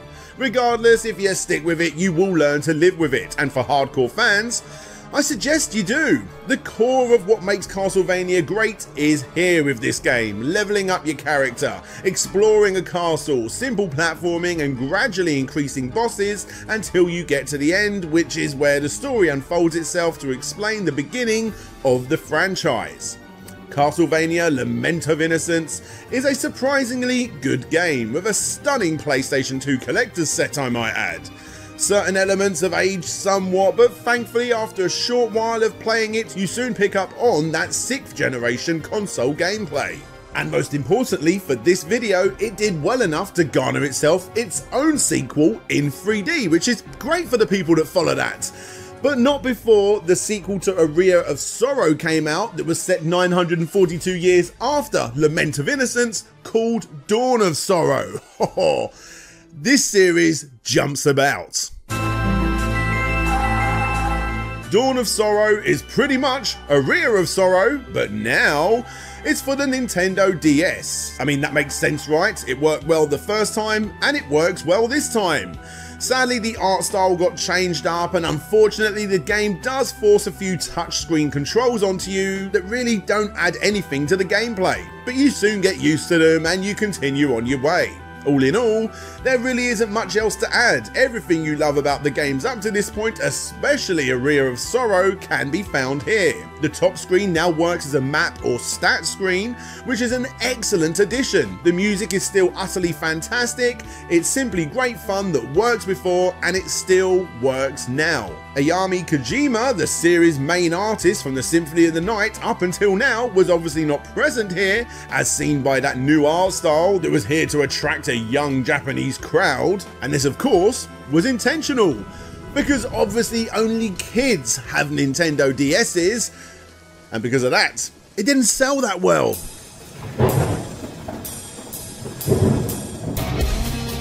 Putting all that aside, it's actually a great game, but few people cared about it outside of the hardcore fans. Thankfully, this did mean that Kojima-san could work on the next game in the series called Castlevania Curse of Darkness, which by the way not only had an awesome Japanese cover thanks to the Japanese text, but also was the only physical released original Xbox game in the franchise. It's time to go back to the 6th generation of consoles for the second 3D Castlevania in this new series and 3rd and a half overall, Castlevania Curse of Darkness. This one finally changes the fixed camera perspective to a third-person gameplay style, and I really like that. Now granted, I did learn to not mind the fixed camera style of the previous game, but this one feels more like what a proper 3D Castlevania should look like. The levels can become overly repetitive to look at and to tackle from time to time, but because of its RPG mechanics, it never feels a slog to get through. As always, the music is fantastic and the sense of accomplishment as you work your way through is apparent throughout your playthrough. After playing it again, I'm actually in two minds as to which one I prefer out of these two new 3D Castlevania games. They're both different enough from each other to make them both stand on their own 2 feet, which honestly is far more creative than quite a few of those 2D titles. The game even featured a 2-volume manga that tells the story between this game and Castlevania IV before it, and was very well received. Portrait of Ruin came along next, or as it was known in Japan, Gallery of Labyrinth, and at first glance it may look like just a standard Igavania type game that is looked at as being one of the best in the series, when in actual fact, yeah, it's looked at as being one of the best in the series again. Seriously guys, these games are fantastic. So, Portrait of Ruin has a gimmick. Sure, all the games have a gimmick, but this one feels a lot more gameplay intrusive. That's not a bad thing, as stated, this is one of the best, because in this game you are controlling 2 people at once. At first this may sound like a bit of an annoyance, but in actual fact when you play it you soon realise that it's done in a way to mix up the exploration. Surprisingly, the more you play this, the more you will forget this. It feels like you're playing as just one thing, a thing that has the ability to acquire more skills than a single player thing normally does. You got your standard gameplay style with one character and a magic based character that's a lot more exciting to watch and experiment with for the other. Both characters complement each other's gameplay style, and for my Sega nuts out there, it's kinda like playing Axel and Blaze at the same time. Ha ha ha, yes! Anyway, back to Castlevania. You can use these characters' own abilities and playstyles as you wish, but on top of that, you can actually call in the other player to assist you with whatever you have assigned them, which results in yet even more gameplay mix-ups. And yes, just like before, the top screen is used to see your stats or map, which I absolutely adore.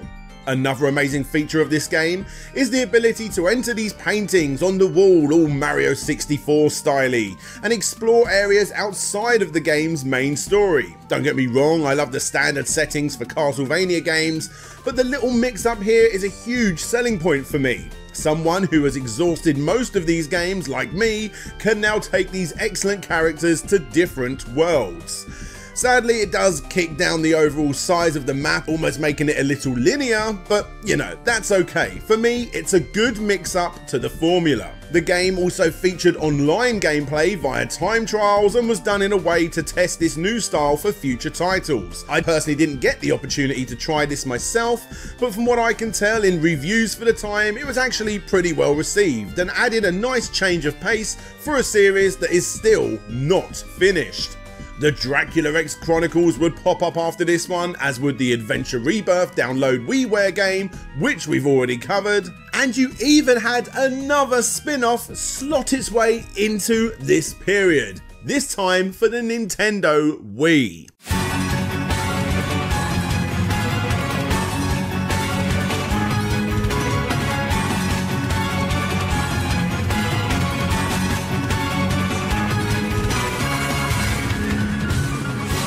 Castlevania Judgment, which has excellent cover art, looking even better in Japan because who doesn't love those unreadable characters on their box art, was a Castlevania one-on-one fighting game. This game isn't actually as bad as reviewers would have you believe. Yes, it doesn't follow the classic Castlevania formula, and yes, regarding one-on-one fighters, it's not all that deep. It's simply a good for the time looking fighting game that plays very similar to your average one-on-one fighting game.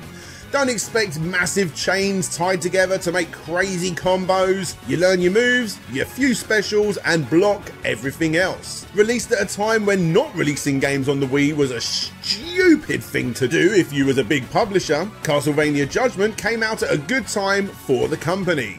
Eager wanted to take the new control system and implement it into a standard game, but thought that it would be too tiring after long playthroughs. Because of this, with motion controls still at the forefront, this new style was added instead, and that was that.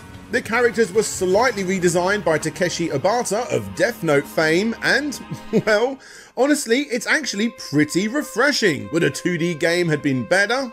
Definitely. But we got so many of those, I say good job to Iga and his team for making a very casual one-on-one fighter that actually has a surprising amount of depth. I'm glad we never got a sequel to this, but for what it is, I'm fine with it. And finally, before getting back to the main games, you've got this.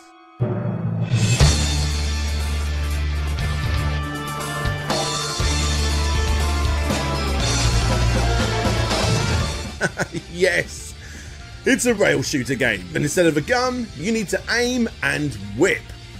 Look, I don't think anybody was asking for this, and in actual fact it doesn't look like it's done all that well. The arcade unit came out in Japan and got a very limited test run in the UK and hasn't been seen since, leaving just the Order of Ecclesia showing up before the series took one final drastic change. The Stolen Seal, as it was known in Japan for the Nintendo DS, was the final 2D Castlevania game that we got, and my god guys, did they go out with a bang. You are probably expecting more of the same. We all know what a Castlevania game is by this point, and technically this is more of the same. However, for the final 2D Castlevania game for a handheld, they polished this one to the nth degree.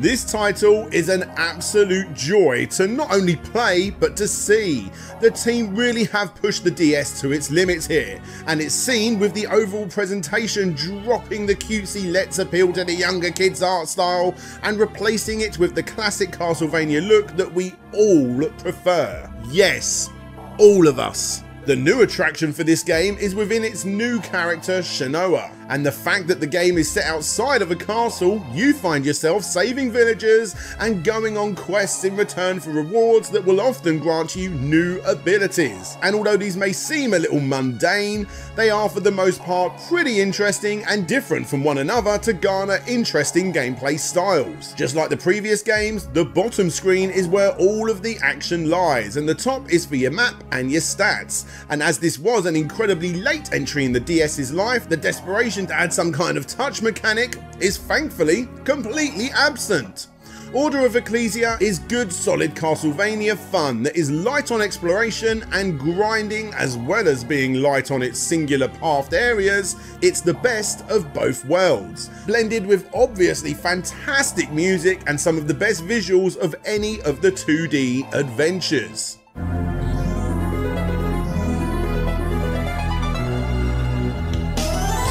Shinoa has the unique ability to absorb glyphs in this game through the tattoo on her back apparently, which can be assigned to your X and Y buttons and then can be used with the game whilst holding up and these buttons to unleash some rather spectacular screen clearing attacks. or even completely change the way your character looks and moves around the maze-like levels. Overall, it adds yet another twist to the classic Metroidvania genre. The enemies are some of the most experimental the series has ever seen, and still, God knows how many games in, they are an absolute sight for sore eyes when you come up against them.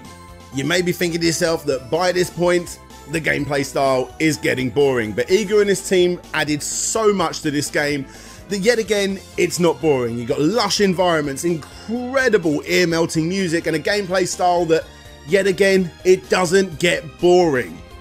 And if that's still not experimental enough for you, then of course you can check out Harmony of Despair. Honestly, before the days of truly understanding why this series is so great, this was my first experience with the downloadable Xbox 360 game, which, by the way, does actually have backwards compatibility. Thank God. And as good as this is, if I could go back and advise the 2010 version of DJ Slope that had never played a Castlevania game before that date, I would say, do not play this game. Not yet, anyway. Castlevania Harmony of Despair, which is a play on H and D, is essentially a multiplayer mashup of the majority of 2D Castlevania games before it, filled with sprite work from those games in, well, HD.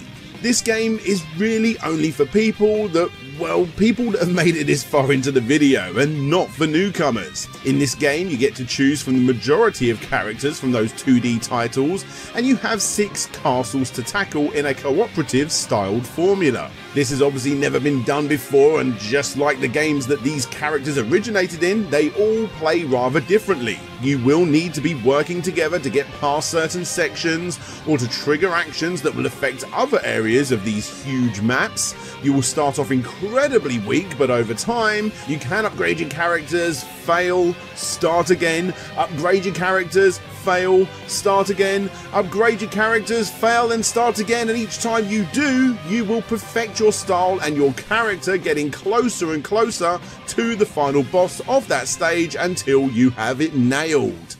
This may sound tedious to some, although I'm guessing that anyone 50-ish minutes into a video like this wouldn't mind. And again, I really like this formula, now that I've played the games that these characters have originated from. Obviously it's crazy different from everything that came before it, and considering we had got 2D Castlevanias almost yearly for about a decade before this, I applaud Konami for doing a game like this. Newcomers will likely hate it, but old school fans, especially the hardcore fans with a good group of like-minded Castlevania fans, will indeed get a kick out of this one.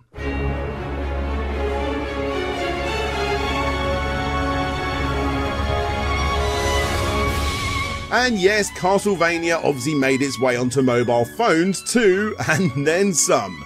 Now, most of these entries are of course ports of already released games with varying levels of success, such as Castlevania Puzzle Encore of the Night, which retells the story of Symphony of the Night, but this time, instead of action platforming, you play a game of Connect 4 Colors, working your way through the mansion. Does this sound like it's up your street? No, not me either. Regardless, surely it's better than the cancelledgame.com Symphony of the Night, right? What is addictive as all hell, however, is some of the random Konami puzzle collections that use Castlevania sprites, such as the dangerously addictive Pixel Puzzle Collection game, which is essentially Picross for those that don't know. And besides all of this, you actually have a couple of officially released Castlevania mobile exclusives too. Order of Shadow came out back in 2007. It's a Java-made entry that, just like pretty much all Java games, is virtually impossible to play, even if Iga was reportedly involved since the very beginning, apparently. Honestly, I think this is probably the best they could have done considering what they actually had to work with. It's far from enjoyable to play nowadays, but I again say fair play for at least giving it a go, right in the heart of the GBA and DS releases. More recently, Castlevania Grimoire of Souls was released for mobile phones, and although I haven't actually played this particular one, it apparently, although arguably not as good looking, plays quite well considering the touchscreen controls. It's yet again got the most popular characters from the franchise in it, and you need to unlock them as you play. For a mobile game, it honestly looks and plays quite well. Sadly though, this is a free-to-play game, meaning that yes, you need to grind like all hell to gain gems or crystals or whatever to boost up your character. Obviously, later levels have enemies, including the same enemies, but this time with more hit points, requiring you to either be stronger or bloody brilliant at platforming on a mobile phone to take them on. It's a pretty typical platforming fare in that regard. Sure, it controls better, but that desperate attempt for you to open up your wallet can be seen throughout your playthrough, and for most retro gamers that actually would get a kick out of this, it's doubtful you will ever want to play it for very long. Which is a good thing because it's now no longer available to download and the ability to purchase gems has been removed from the game. If by this point you still don't understand why Castlevania is so great, well, then I can't help you. Castlevania is a stupidly good series, for the most part. You can easily split the series into 3 parts by this point, with the 3D games being the weakest, and in my opinion, the straightforward non-Metroidvania games coming in second. Of course, your mileage may vary, heck even mine does with certain entries.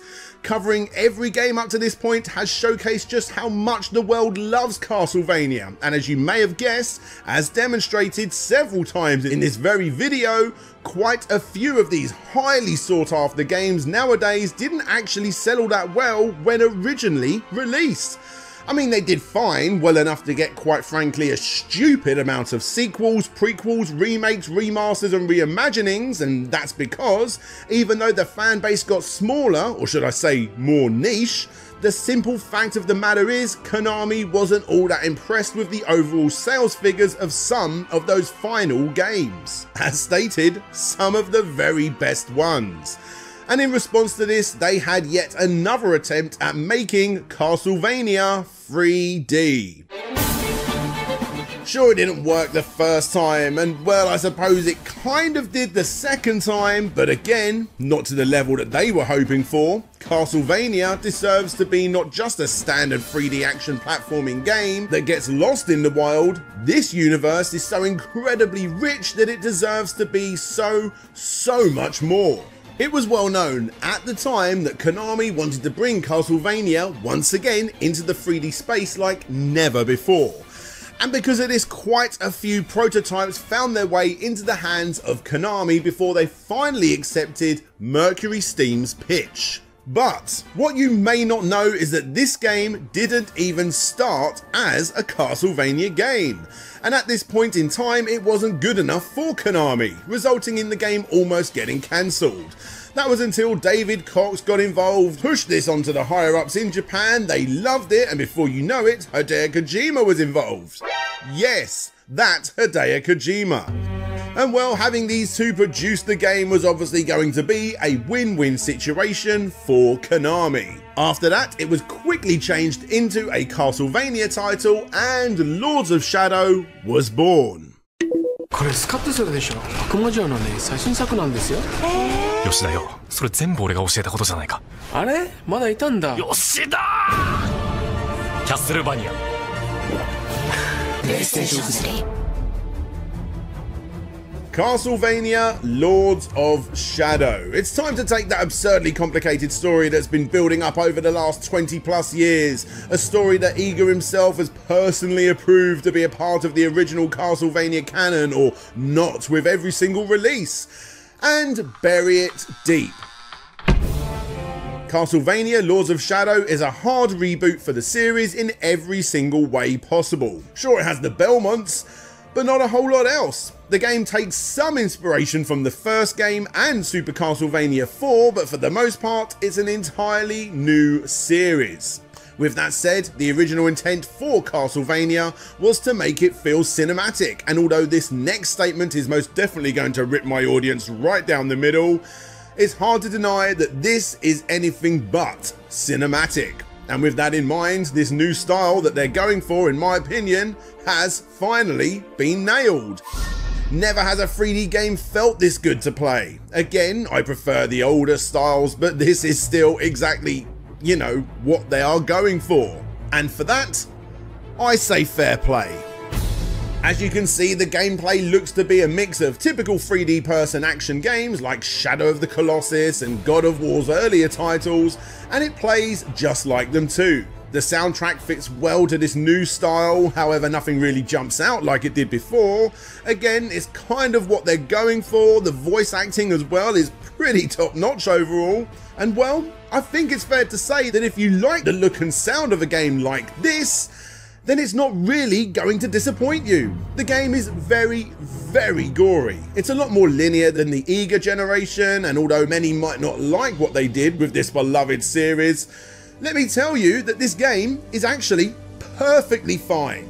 Yes, for those that are upset with what Konami did to their beloved Castlevania, let me tell you that this is actually a good game.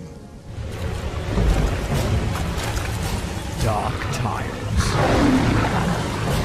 need a dark hero.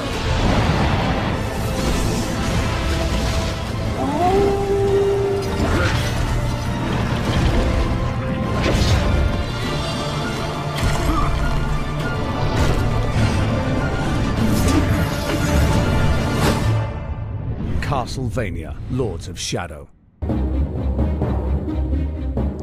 By this point, Castlevania has become a little bit generic. I'm not knocking it. I love that style of gameplay, and I would happily play this style of gameplay every single year until the day I die.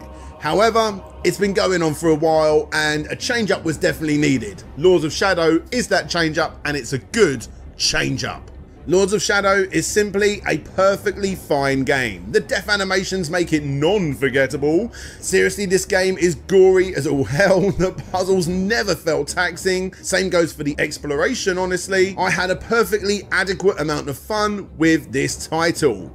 For me, it doesn't really remind me of Castlevania. Again, it feels like its own thing, and that's exactly what it is. Lords of Shadow is fine. I doubt I'll ever play it again, even though it does tick all of the right boxes. It just doesn't do anything extra that makes it legendary. And again, that's fine, I suppose. It is what it is.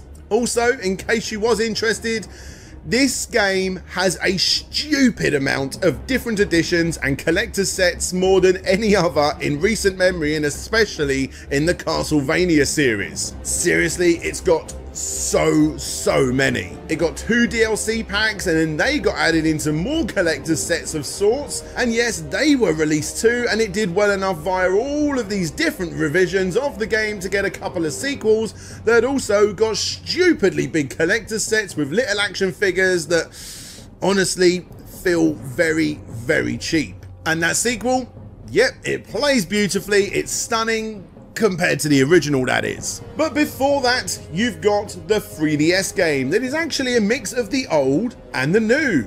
It's a 2.5D platformer designed to not only please the relatively happy newer Castlevania fans and bring in the old school crew too. Sadly, being almost 2D, that's pretty much as far as it goes when it comes to the classic Castlevania formula. This is a Lords of Shadow game trying to be a classic Castlevania game, and it's not. Castlevania Lords of Shadow Mirror of Fate was announced on June the 5th for Nintendo 3DS, and the buzz around the show has been really good. This is a sequel to the original game, Castlevania Lords of Shadow, so when players play the game, they're going to get this really cool action combat game, but with a feeling of nostalgia from the classic Castlevania series. So what you're going to see with this game is kind of really beautiful graphics, really lovely 3D, but also kind of viewed from a 2.5D side-scroller perspective. But we do occasionally use the stereoscopic cameras to actually go into the world in real 3D. It looks like a miniature diorama, and it's fantastic, and that's what people have really picked up on at the show. The fighting feels awful, the exploration is boring, and the controls are stiff. This is a game trying to do so many things and failing at every single one of them. Thankfully the music is good, and thankfully your 3DS can play DS games, because you're much better off doing that exact thing. Anyway, back to Lords of Shadow 2. This time it's taken a bit more of a wacky approach, with you going up against enemies in odd settings that feel very much out of place within the world of Castlevania and Lords of Shadow. Even though I actually did quite enjoy the almost completely linear style of the original, the team wanted the follow-up to be more exploration based. 3D games can do this. The insanely good Batman Arkham series proves that, and then some, and honestly, it kind of works here too. But again, I'd much rather play other games like the Arkham series. With that said, Lords of Shadow 2 is not a bad game, and it looks really, really good. It has gameplay style changes throughout and a lot more characters to interact with, but for me, it's become even more removed, not just from the original Lords of Shadow, but also Castlevania as a whole, whilst at the same time desperately trying to latch on to what made it great in the first place. The sequel ends up being a really weird mix of confusing design choices that didn't exactly sit too well with me. With endless amounts of games to play, it's unlikely that this one will be anywhere near the top of anybody's list.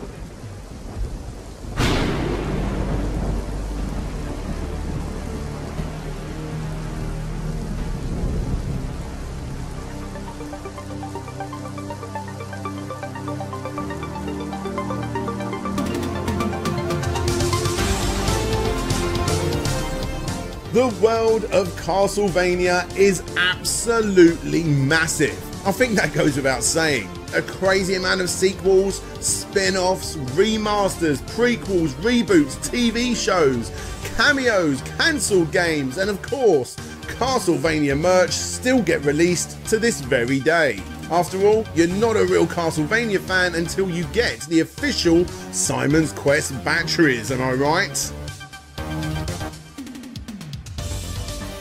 Surprisingly, the recently released TV show has actually served as a more than surprising way for the series to, well, end. Yes, Castlevania Moonlight Rhapsody is still apparently on its way again for mobile phones, but honestly, I don't think anyone here is expecting me to update this complete history for this one, right? Yep, the TV show has done a fantastic job of keeping the name alive, originally starting off as a direct-to-video movie adaptation of Castlevania III. Warren Ellis, the guy who was contracted to create the movie, found working with Iger incredibly difficult. 8 full rewrites were forced by the man himself until further bigwigs got involved, further complicating the whole process. It was quickly understood that a simple 90-minute movie wouldn't be enough time to tell the full story of Castlevania, and before you know it, a trilogy of movies were even drafted. A long time passed, and then in 2012 it was reported that Adi Shankar, who had just finished his work on Dread, had seen what was supposed to be a Castlevania-like film in the style of Underworld, and quickly turned it down due to his love for the franchise. According to him, it just felt 250% wrong. Thankfully, however, the show was picked up by Netflix after Powerhouse Animation Studios got involved and turned it into a series, taking inspiration from Symphony of the Night, as well as anime such as Ninja Scroll and Vampire Hunter D. The show aired in 2017 and is now well into its 3rd season, with hopefully plenty more to come. Even though it's been an incredibly long time since the almost endless amounts of Igavania games out there, the fans still want more, and Koji Igarashi actually did give us more when he went to Kickstarter and he very successfully funded Bloodstained.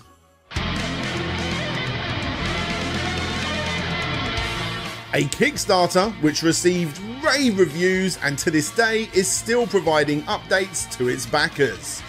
Besides this, in recent years, again, besides the odd cameo, Castlevania has had the odd collection pop up and the odd port from the odd mini system. But other than that, it's erotic pachinko time. something that I would love to say nobody was asking for. But they just keep making them. People are obviously playing these absurd spin-offs and then some. You may be surprised to hear that the soundtracks on these machines are pretty damn impressive actually. I think the problem is, this is what we are getting in place of the excellent Castlevania games. If they were released alongside the standard games, I seriously don't think anyone would mind. Heck, older Bingo and Poker machines featured Kid Dracula were popping up in the mid-90s and nobody cared then. Regardless, as much as I am supposed to hate these things, they are absolutely fascinating to me. If I ever get to Japan, you can be damn sure I'm going to go find these machines and I'm going to be playing them. And at the end of the day, we have more than we will probably ever get the chance to finish here. It is still the hardcore retro gamer that wants the classics to continue. Sure, by this point it's unlikely Iga will ever return. After all, he's doing more than fine without Konami's help. But for me, as long as the fans continue to show respect for the classics in the console space, I am personally happy to wait just a little bit longer. Plus, it's gonna take us long enough to collect all of the physical games anyway, right?